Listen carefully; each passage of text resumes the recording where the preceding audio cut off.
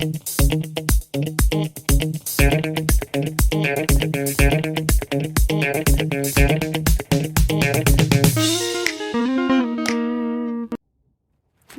hi. Yeah, today there is a little bit of a perspective change happening, because sometimes the answers are in the details, you know. Will it be the case for the next question? Let's see.